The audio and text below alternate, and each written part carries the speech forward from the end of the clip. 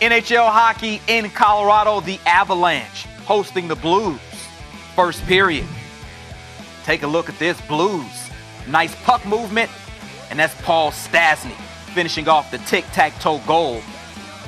Blues take the early 1-0 lead. Moments later, off the face-off, Kyle Brodziak finds the net, and he's going to push that one in.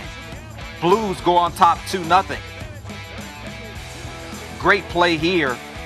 Brodziak right in front of the net. One of the easiest goals he's going to get. Second period, Rene Bourque. On the attack, Jake Allen makes the save. What a day in between the pipes for Allen. 27 saves. Blues get the shutout. 3-0, the final score.